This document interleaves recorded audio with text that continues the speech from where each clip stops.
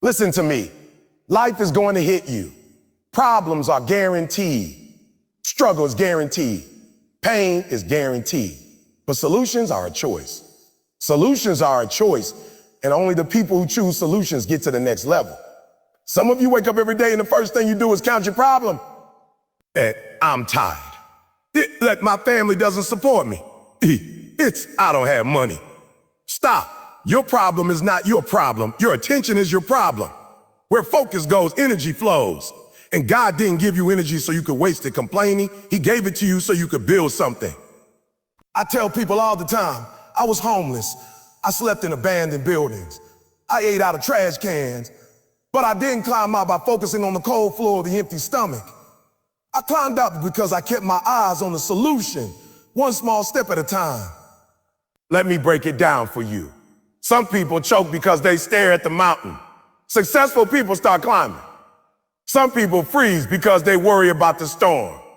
Successful people build a boat. And some people stay broke because they only talk about what's missing. Successful people use what they do have to create what they want. Hear me. When you focus on the problem gets bigger. When you focus on the solution, you get bigger. Your confidence grows.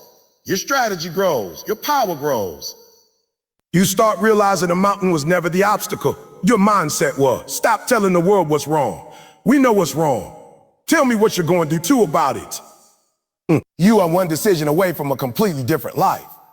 And that decision starts with saying, I will not give problems my power. I'm a solution maker. Wipe your tears, straighten your back, and attack the solution like your future depends on it, because it does.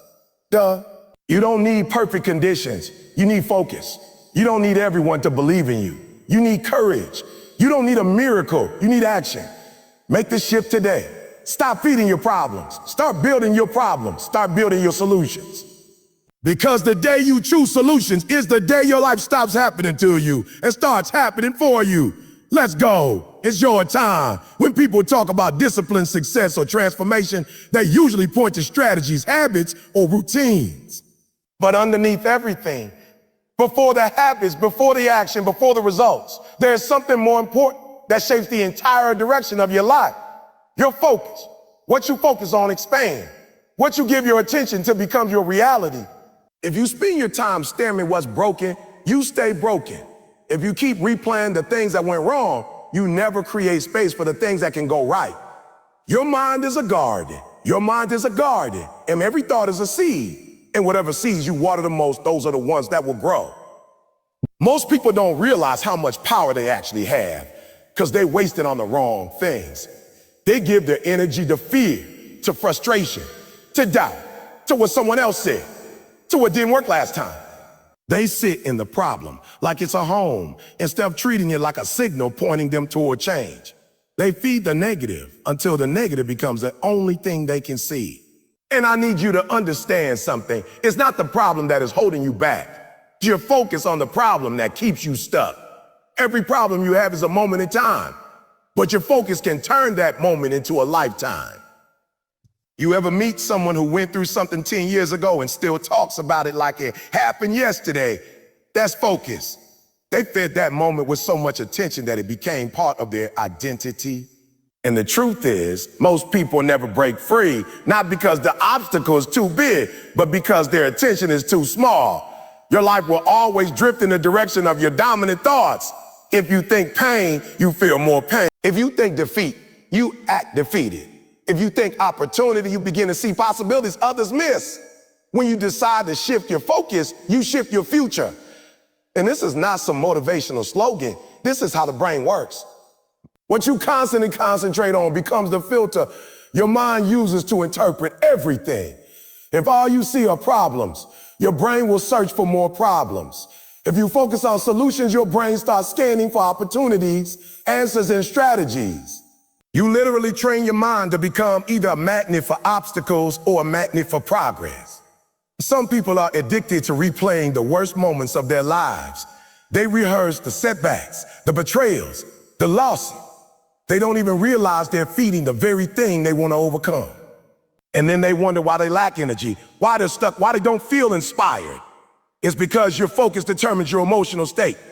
You cannot feel powerful if you focus on what makes you powerless. You cannot feel hopeful if you focus on everything that could go wrong. You cannot feel confident if you keep returning to the moments where you felt small. Your focus is either your fuel or your poison. You decide which one it becomes. This is why the people who succeed in life are not always the most talented, the most educated, or the most connected. Many of them had nothing. What they did have was focus. They gave their attention to possibilities instead of limitation. They fed their vision instead of feeding their fears. They focused on solutions long before solutions appeared. And little by little, their vision began to take shape. Because life suddenly became easy, but because their attention gave light to the path forward. When I was homeless, I had two choices every day. Fixate on the fact that I had no place to sleep, or focus on what I could do to change my situation. If I had spent my nights replaying the pain of the cold floor, the hunger, the loneliness, I would still be in that same place. But I directed my focus toward what might be possible. That focus gave me enough belief to take small steps, then bigger ones. Until one day I wasn't surviving, I was rising. Not because my circumstances changed. They did. I changed. My attention changed. And that shift created everything that came after. You can't wait for life to get easier before you shift your focus. Shift your focus and then life gets easier. Some of you are waiting for the perfect moment to start focusing on solutions, but there's no perfect moment. There's only this moment. And if you waste this moment focusing on what's wrong, you will miss the opportunity to create what's right. Your energy follows your attention. If you focus on excuses, you'll find more excuses. If you focus on reasons to quit, you'll find more reasons to quit. But if you focus on the outcome you want, you'll start moving toward it, even if you don't realize it at first. Your actions begin to align with your thoughts. Your habits begin to shift. Your decisions become intentional. You begin to live with purpose instead of reacting to circumstances. And that's the moment your life begins to follow a new direction. Think about the way athletes train. The best athletes in the world do not focus on the pain of the workout. They focus on the championship. If they focused on the pain, they would quit on day one. They lock in on the result before the process even starts. Their bodies get tired, but their focus keeps them going. Their muscles ache, but their focus pushes them through. Their minds want to stop, but their focus reminds them why they began. Focus becomes their fuel. It's the same with entrepreneurs, leaders, artists, or anyone who has achieved mastery. They all share this one trait. They know how to direct their focus toward the outcome they want, even when everything around them screams otherwise. When you focus on solutions, you take your power back. You shift from victim to creator. You stop waiting for someone to rescue you. You stop waiting for circumstances to be perfect. You stop waiting for motivation. You start using what you have. You start experimenting, adjusting, trying again. You begin to think differently. You begin to see differently. And eventually you begin to live differently. Your focus also shapes the people you attract. When you focus on negativity, you attract negative people who feed that mindset. When you focus on growth, you attract people who push you, challenge you, and pull you into new levels. People feed off energy, and your focus determines the energy you carry. You felt it before. You meet someone who drains you and someone who inspires you. The difference isn't luck, it's focus. Focus creates your internal environment, and your internal environment influences your external connection. Most of your stress doesn't come from the situation. It comes from your focus. You can have two people in the exact same position, and one will crumble while the other rises. The difference is internal. One person sees the obstacle and stops. The other sees the obstacle and asks, what can I do? What's the next step? What's the first small move I can make? Solutions don't always come in big, dramatic breakthroughs. Sometimes they come from focusing on the smallest next step and taking it consistently. And don't misunderstand. This is not about pretending your problems don't exist. Solutions require you to understand the problem, but not live in it. Acknowledge the challenge, but don't obsess over it. Understand the difficulty, but don't magnify it. The difference between awareness and focus is the difference between surviving and thriving. Awareness says, this is where I am. Focus says, this is where I'm going. When you shift your focus, you shift your language. You stop saying I can't and start saying I can. How can I? You stop saying I don't know and start saying I'll learn.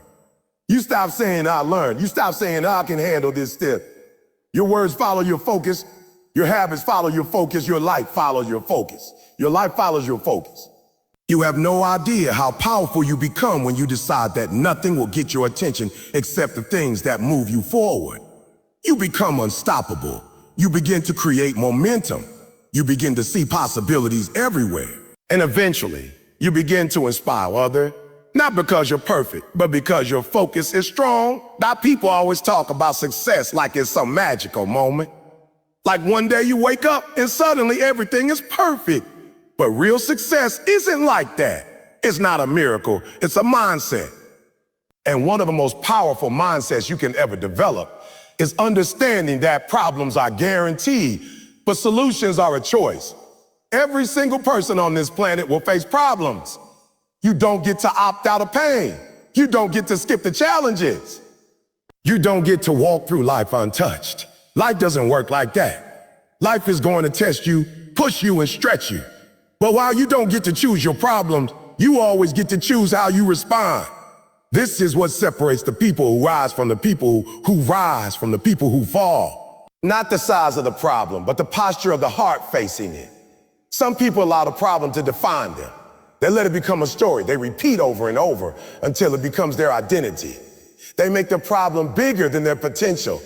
They let one chapter dictate the whole book. And then there are others. People who understand the power of choice. People who say, yes, I'm facing something tough. Yes, it hurts.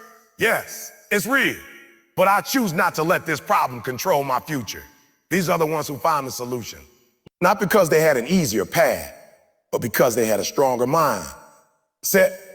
Most people don't even realize that when they dwell on problems, they're actually choosing to stay in pain. They rehearse the worst moments of their life like it's a movie they're addicted to. They talk about the same issue every day as if talking about it gives them control. But talking about the problem is not the same as fixing it. Thinking about the problem is not the same as solving it. Worrying about the problem is not the same as working through it. You can spend your whole life replaying what went wrong and never take a single step toward what can go right. People who focus on problems shrink. They lose their creativity, their drive, their belief. Their energy gets drained before they even begin. Because when your mind is full of problems, there's no space left for solutions to enter. You cloud your judgment, you cloud your vision, and you weaken your spirit. Problems become walls, problems become excuses, and problems become shadows that follow you everywhere you go. Nothing changes externally because nothing has changed internally. But when you choose solutions, everything shifts. You begin to reclaim your power. You feel something inside you wake up, a strength, a fire, a determination. You stop waiting for life to get easier and start becoming stronger. You stop complaining and start creating. You stop seeing yourself as a victim and start acting like a leader. You begin to look at challenges not as punishments, but as invitations. Invitations to grow, to learn, to evolve, to discover what you're truly capable of. You start asking different questions. Instead of a why is this happening to me, you ask her, what can I do about this? Instead of who's to blame, you ask her, what's the next step? Instead of I can't believe this problem came into my life, you say, let me find a piece of opportunity hidden inside this. And the moment you start asking better questions, your brain begins searching for better answers. Your focus shifts from fear to possibility. Your energy shifts from stress to strategy. And your entire emotional state changes because you've chosen to put your attention where your power is. People who focus on solutions don't deny their problems. They simply refuse to let problems define them. They acknowledge reality, but they refuse to drown in it. They feel the pain, but they refuse to let pain make the decision. They accept the challenge, but they also accept responsibility for shaping their next steps. They know that solutions are rarely easy, but always worth it. They understand that sometimes the answer is immediate, and sometimes it takes time, patience, and persistence. They know progress can be slow, but staying stuck is worse. A problem-focused person looks at a locked door and said, it's impossible. A solution-focused person looks at the same door and says, where's the key? And if there isn't one, let me build one. And if I can't build one, let me find a window. And if there's no window, I'll break through the wall if I have to. That's the difference. One person's mind shuts down the moment something gets hard. The other person's mind expands, adapts, and explores. The same obstacle, different mindset. And here's the truth. Every solution you find creates a new version of you. When you solve one problem, you become stronger. You gain confidence. You develop wisdom. You prove to yourself that you can handle more than you thought. You build resilience. And that resilience becomes a foundation you stand on for the rest of your life. Solutions don't just fix problems. They transform people. They stretch you into someone who no longer fears challenges but embraces them. Think about the most successful people you admire. Entrepreneurs, athletes, leaders, artists, innovators. They all have one thing in common. They have faced more problems than most people can imagine. But they didn't let those problems stop them. They chose solutions every time. Even when they didn't know how things would work out. Even when the odds were against them. Even when everyone around them doubted them. They focused on finding a way because they understood that solutions create momentum. And once you have momentum, even the biggest problems cannot stop you. Most people never reach their potential, but because they are too focused on everything that is going wrong. They allow small problems to become giant obstacles. They let fear take control. They let frustration blind them. They let doubt convince them to give up before the breakthrough comes. But the people who rise, the ones who make history, who change their families, who shift generations, they master the art of choosing solutions even in the darkest times. The powerful thing about solutions is that they start small. You don't have to solve everything in one day. You don't need all the answers right now. You don't need perfection. You just need movement. The smallest step toward a solution activates hope. It gives you direction. It creates clarity. It creates clarity. It reminds you that you're not stuck, you're evolving. When you take one step, the next step becomes easier to see. And step by step, you move from confusion to clarity, from frustration to confidence, from struggle to strength. Choosing solutions also means choosing responsibility. It's easy to blame others for your problems. Easy to blame circumstances, timing, luck, or the past. But responsibility is where your growth begins. The moment you say, it's on me, I'm gonna fix this, I'm going to improve this, I'm going to figure this out, you reclaim your life. You take back the power you gave away. You stop waiting for rescue and start building your own escape. And the truth is, responsibility feels good. It feels empowering. Because deep down, you know that relying on excuses will never give you the life you want. You know blaming others doesn't change anything. You know waiting won't move you forward. But taking responsibility, that's where everything begins. That's where solutions come alive. You don't need to have perfect plan. You don't need all the resources. You don't need everyone to believe in you. What you need is the decision to focus on solution. A single decision can change the direction of your life.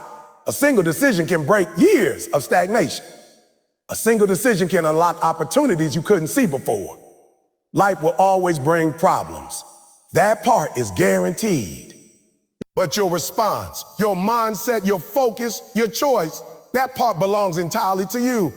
Every day, every moment, every challenge is an opportunity to choose solutions over problems, progress over excuses, and growth over fear. You don't have to eliminate all the obstacles. You just have to refuse to let them control you. Your mindset is the lens through which you interpret your entire life. Two people can go through the exact same situation and come out with completely different outcomes.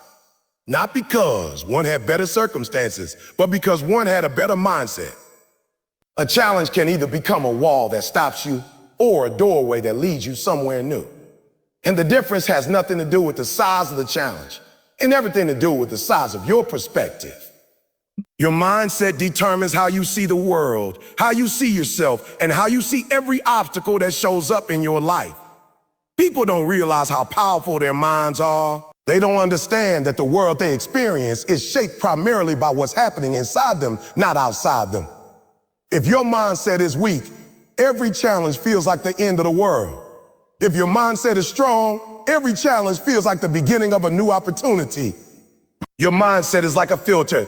If the filter is dirty, full of fear, doubt, insecurity, negativity, then everything you see will look polluted.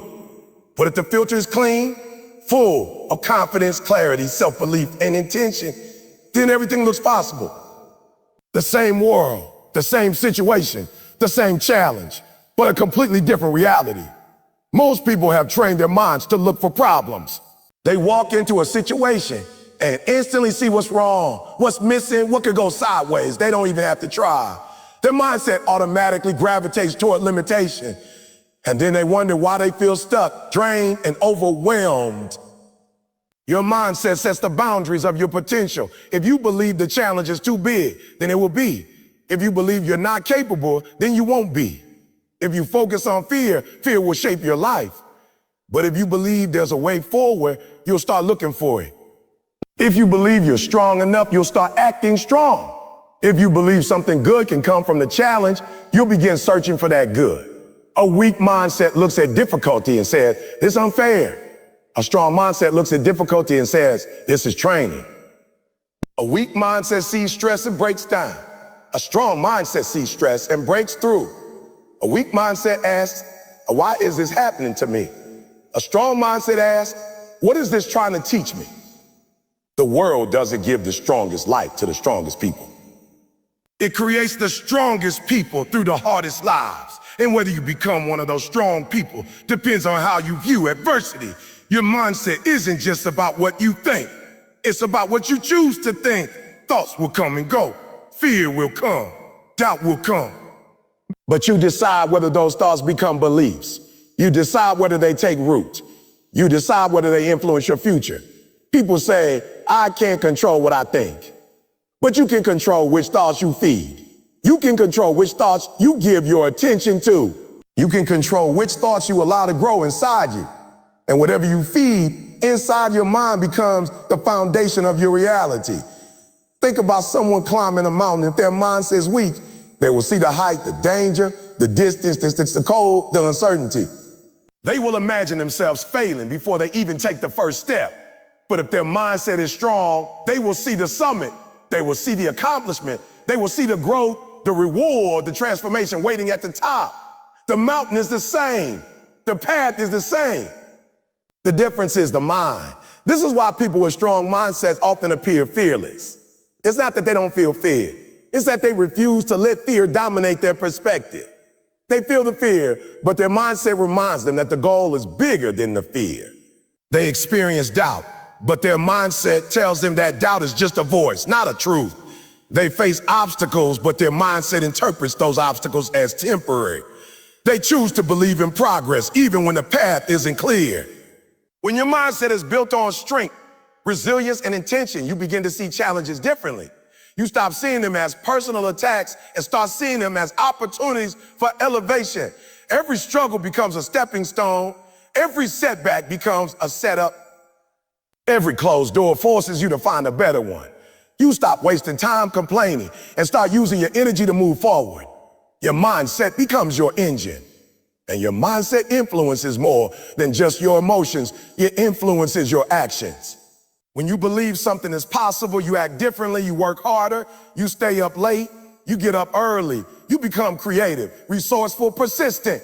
You start thinking instead of panicking, you start adjusting instead of quitting, you start fighting instead of folding.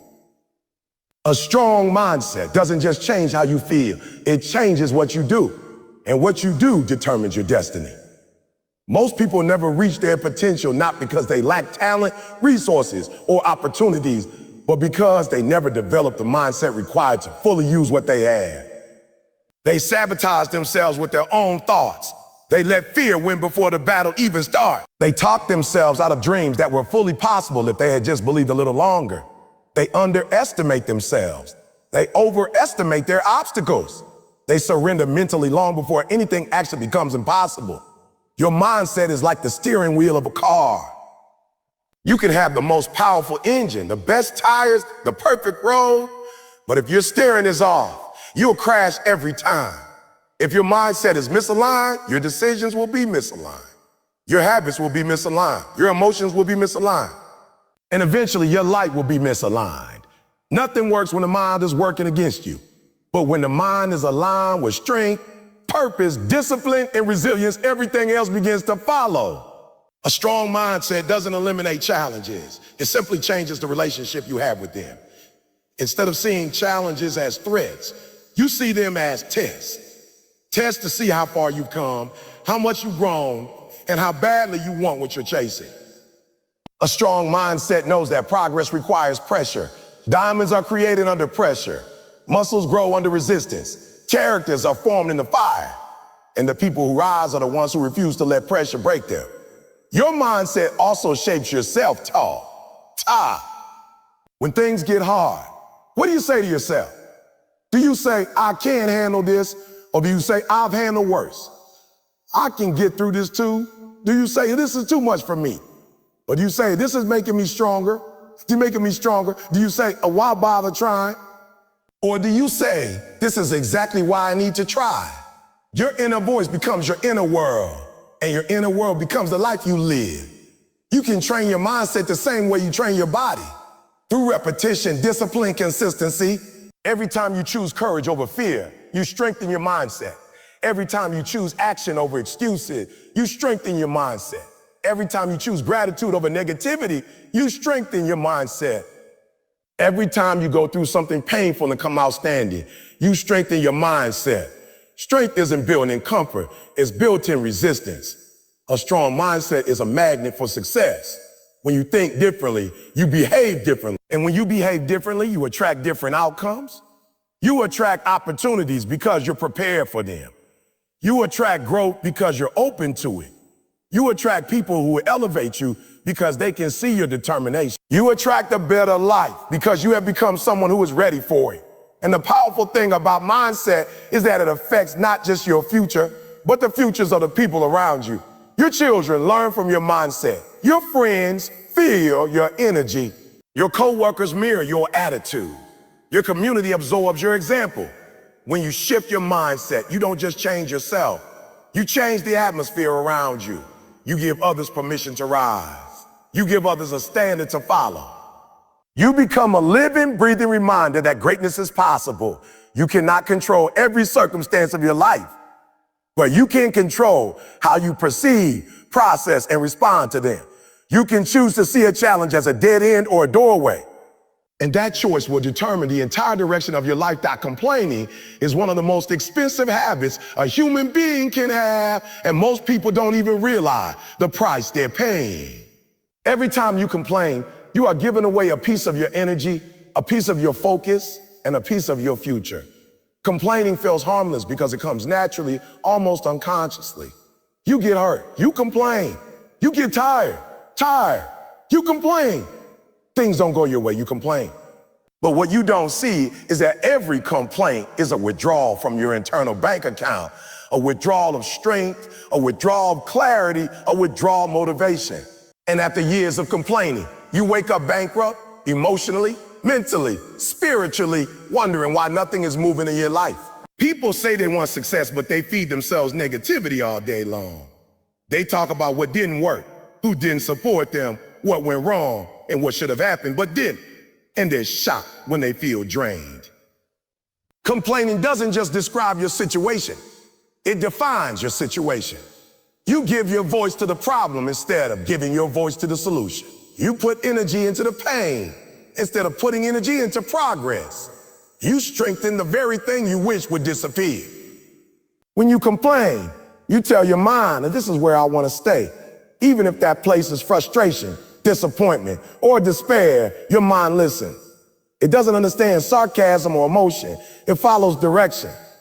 So when you repeat the same negative phrases again and again, you build neural pathways that keep you stuck in the same emotional loop. Your brain literally gets better at feeling hopeless, frustrated, angry, or powerless because that's what you keep rehearsing. Complaining is mental practice for failure. Every word reinforces defeat. Most people don't complain because they're weak. They complain because they're unaware. They don't understand the damage it does. They think complaining releases stress, but complaining actually multiplies stress. What you focus on grows, and what you talk about expands. Venting doesn't lighten the load, it adds weight to it. You turn a moment of discomfort into an entire identity. You turn a temporary setback into a lifelong story. And the more you talk about it, the more you believe it, and the more it becomes your life. You ever notice how people who complain the most are usually the ones who move the least? They don't take action because all of their energy is spent analyzing what's wrong instead of imagining what's possible. They don't try new things because they're too busy repeating old pain. They don't take responsibility because complaining shifts the blame outward. And when you put all the power outside of yourself, you remove your ability to change anything. There is a reason why the most successful, resilient, unstoppable people complain the least. It's not because their lives are easy. These people deal with pressure, failure, betrayal, loss, and stress just like everybody else. But they understand that complaining is wasted energy. Energy they need for creation.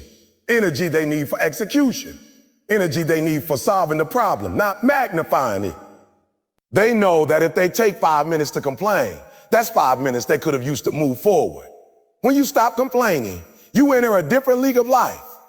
You begin to think differently. You operate differently. You start to see options instead of obstacles. You start to feel power instead of pity. You start taking ownership instead of pointing fingers. And suddenly, your energy shifts. You feel lighter because you are no longer carrying negativity. You feel stronger because you are training your mind to look for solutions. You feel more confident because you're spending time acting, not reacting. Complaining also steals your gratitude. You cannot be thankful and negative at the same time. They cannot coexist. When you complain, you train your mind to see what's wrong. So even when things go right, you overlook them. You take blessings for granted. You ignore progress because it's not perfect. You miss growth because it's not comfortable. Complaining blinds you to the good that is happening right in front of you. You could have 90% of your life going right, but if your mindset is tuned to the 10% that's wrong, you'll feel like everything is collapsing. You ever meet someone who has so much, but still complains about the smallest thing? They have a home, a family, opportunities, health, but their attention is fixed on the one thing that isn't perfect. And then you meet someone who has almost nothing but radiates gratitude and strength. The difference isn't their situation, it's their focus. One chooses to see shortage, the other chooses to see abundance, and that choice shapes their entire experience of life. Complaining also attracts the wrong people. People who complain tend to attract other complainers. And before you know it, you're surrounded by negativity, a circle of people rehearsing their pain instead of rebuilding their lives. You drain each other, reinforce each other's fears, and pull each other down without even realizing it.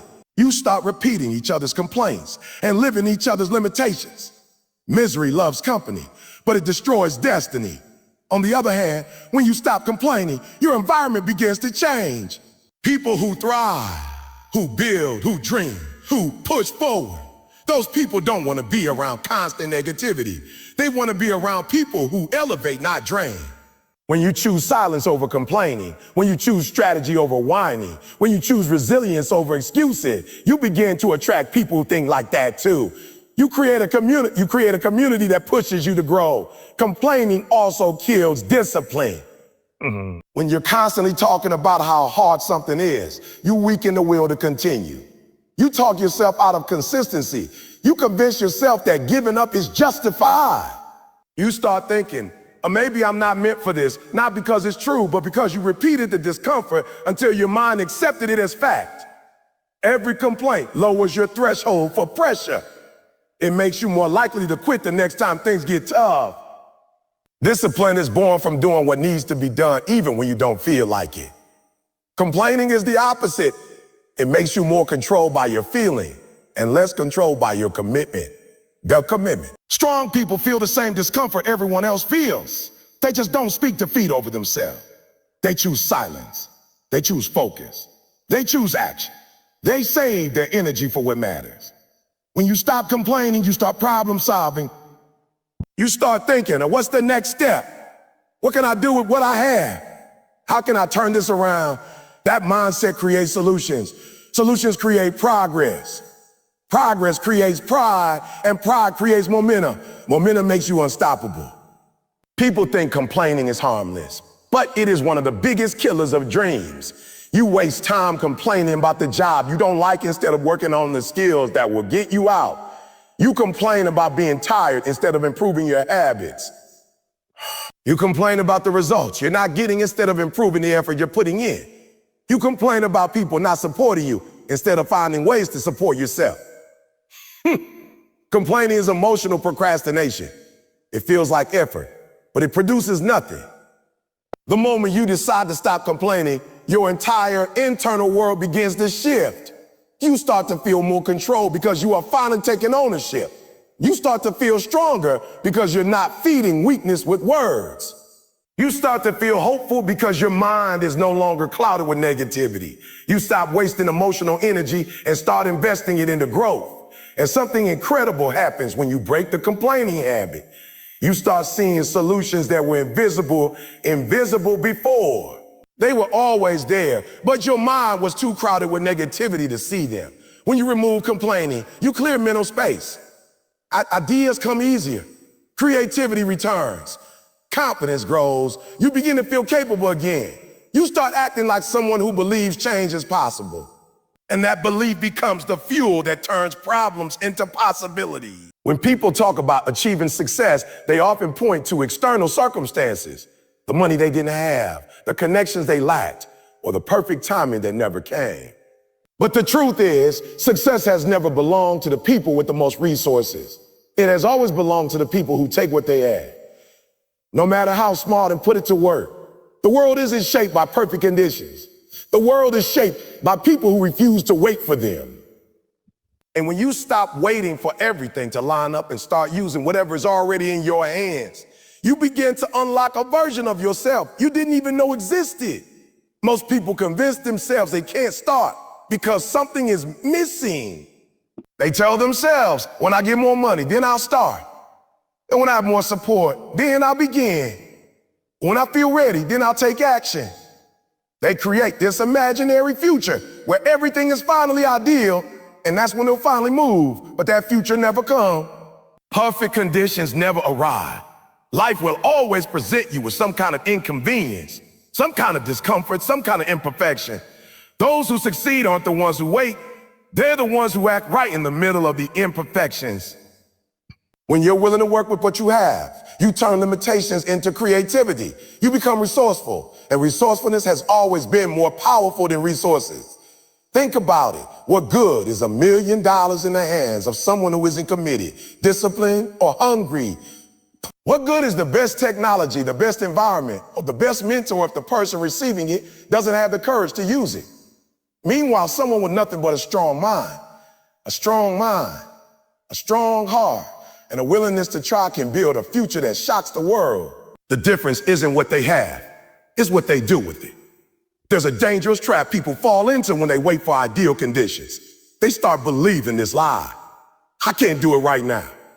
And the longer they say it, the more true it feels. Procrastination becomes a lifestyle. Their dreams get pushed further and further into the distance. Opportunities pass them by because they keep waiting for the right moment. But there is no right moment. There is only the moment you decide to move, and that decision alone can transform everything. When successful people face a lack of resources, they don't stop. They adapt. They search for an alternative. They push forward. When the money isn't there, they learn. When support isn't there, they self-motivate. When skill isn't there, they practice relentlessly. When confidence isn't there, they take the first step anyway. They don't stall their own destiny because something is missing. Instead, they allow the lack to sharpen them, shape them, and prepare them. Every great story has a beginning, and most beginnings don't feel glamorous. They feel uncertain, confusing, uncomfortable, and raw. That's what makes the journey valuable. Think back to a moment when you wanted to start something but convinced yourself you could because everything wasn't perfect. Maybe it was a business idea. Maybe it was fitness. Maybe it was a book you wanted to write, a skill you wanted to learn, or a dream you wanted to chase. You told yourself you needed more time, more information, more motivation, more money, more confidence. And because you were waiting for more, you did less. Days turned into months, months into years, and the idea remained a dream instead of a reality. Not because you weren't capable, but because you were waiting for something that was never meant to arrive. People often forget that every master was once a beginner. Every expert started with confusion. Every strong person started when they felt weak. Every successful person started before they felt ready. The courage to start is far more important than the conditions you start in. What separates winners from dreamers is that winners don't worry about whether everything is aligned. They simply align themselves with the commitment to begin no matter what. When you work with what you have, you build momentum. Even small steps create progress, and progress builds confidence. Confidence builds hunger. Hunger builds discipline. Discipline builds mastery, and mastery builds success. But none of that can happen if you're sitting still waiting for circumstances to improve.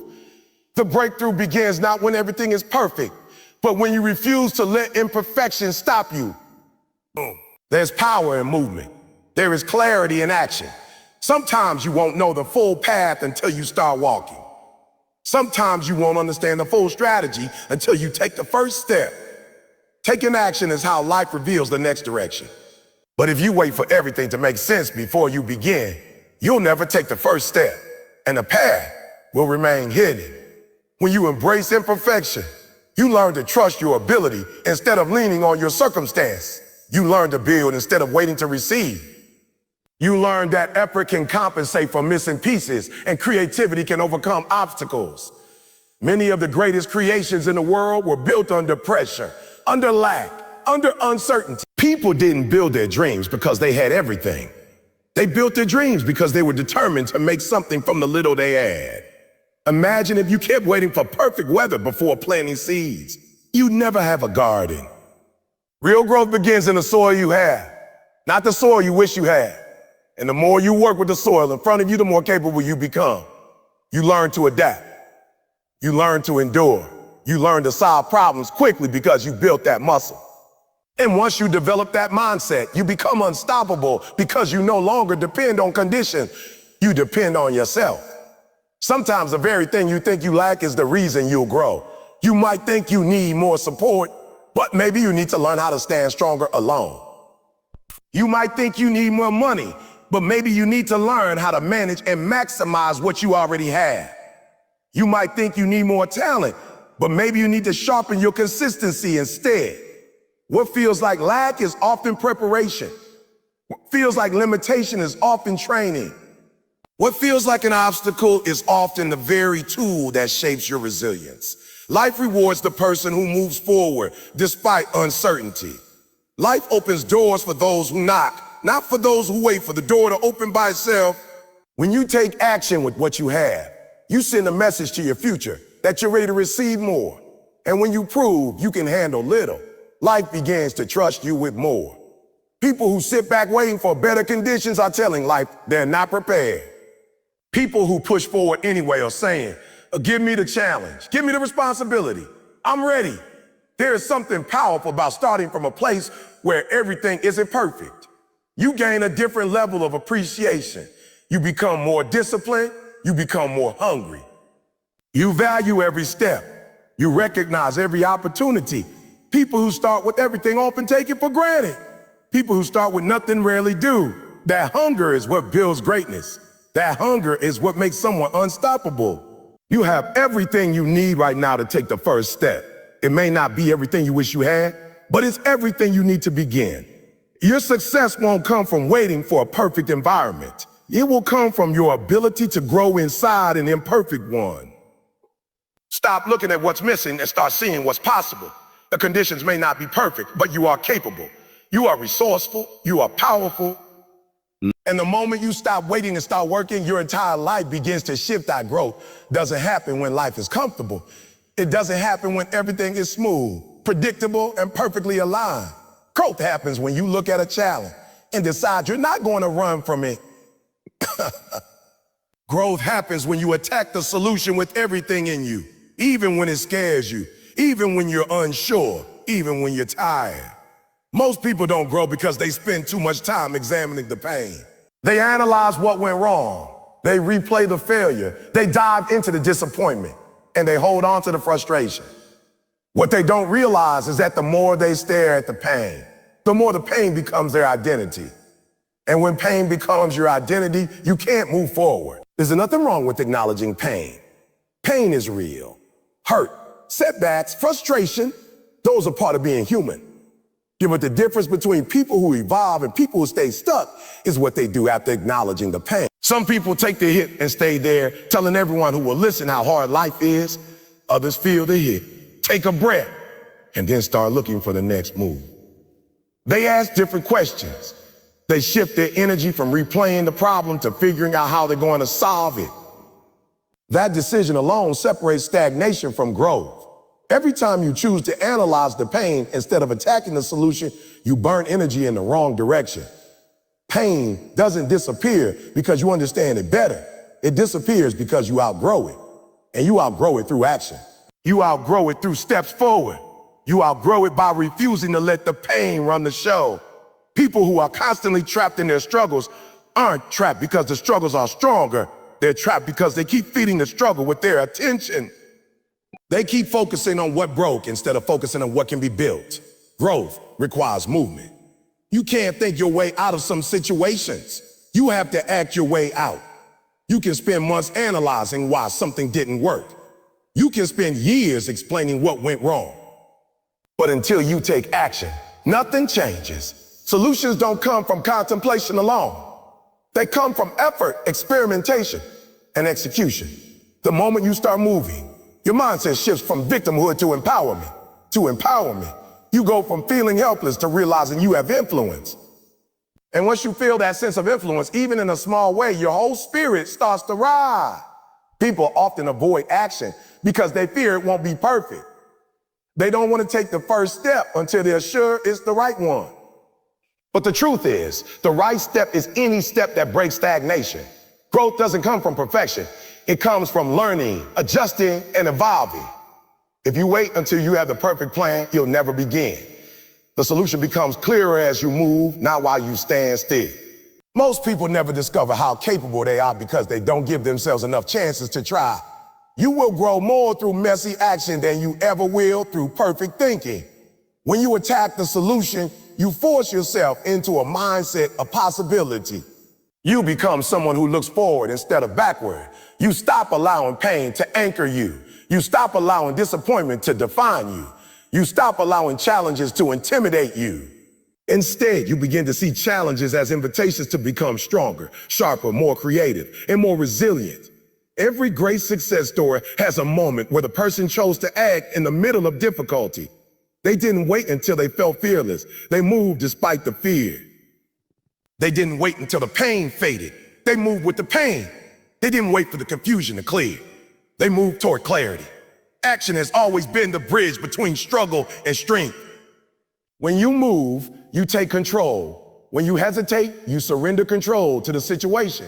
One of the biggest misconceptions people have about growth is believing they must feel motivated in order to act.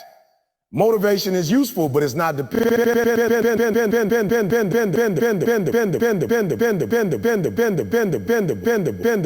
incredible. It's incredible. It's incredible. It's incredible. It's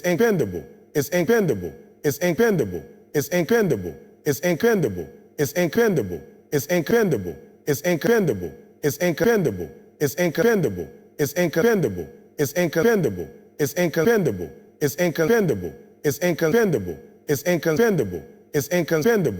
It's incredible. It's incredible. It's incredible. It's incredible. It's incredible. It's incredible. It's incredible. It's incredible. It's incredible. It's incredible. It's incredible. It's incredible. It's